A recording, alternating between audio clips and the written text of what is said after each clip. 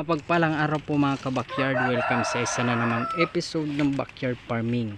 Maliit mong lupa, gawin nating libangan at pagkakitaan. Ito na po mga kabakyard ang kinaaabalaan ko ngayon. Ayan po oh.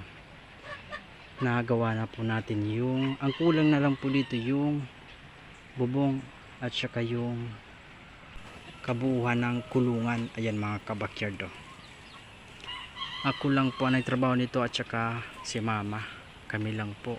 Pero kung makikita nyo mga kabakyard na tayo na po namin at yun po bubong at saka yung kulungan na kabuuan na po ang kulang nito. Ayan, ang gamit po namin dito yung ipil-ipil, pinutol na po natin doon, may pinutol po tayong 3 at saka yun po ang ginamit natin dito. Ayan o, ito na po ang ating ginagawang kulungan. Napaka laki ng bunga. Yung sa kabila, ayan po naputol oh.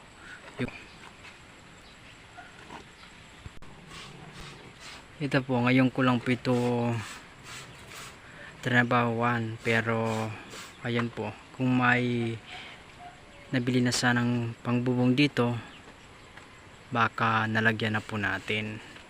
Pero bukas pa po pupunta si mama dun sa bayan para bumili ng rubber po. Ang plano natin dito mga kabakyard. Ayun, try natin kung maganda at matagal ba ang lifespan nun. Ayun po mga kabakyard oh.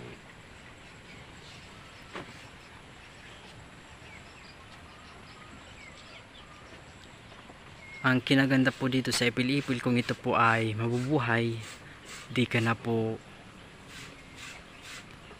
magpapalit nito. Kagaya po nitong nara, ayan o, buhay na po yan.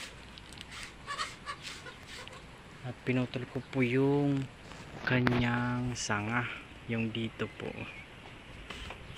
Ito po ang kinaganda dito, nabubuhay po, di na po tayo mag-iisip na papalitan. Ayan,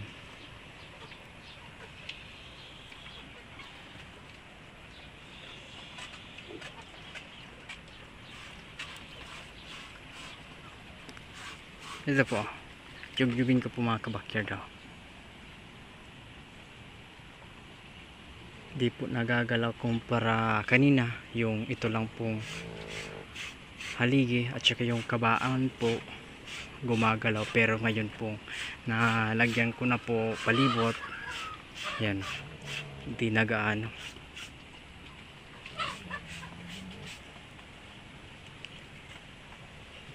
Ito po mga kabakyard ang kinaganda dito sa po nating kulungan, na kahit po maliit, matagal rin po ang serbisyo sa atin. Ayan o, kung makikita nyo po mga kabakyard, mag-iisang taon na po itong kulungan natin. Pero ayun po, napapakinabangan pa po natin. Sa ganitong setup mga kabakyard, ang materialis po ay makukuha lang po natin sa ating paligid. Ayan o, sa ganitong setup mga kabakyard ay menos gastos ka na po. Ayan, ang gamit lang po natin ay nakukuha po natin sa ating paligid. May Facebook page na po tayo mga kabakyard at nag-a-upload na rin po tayo dito.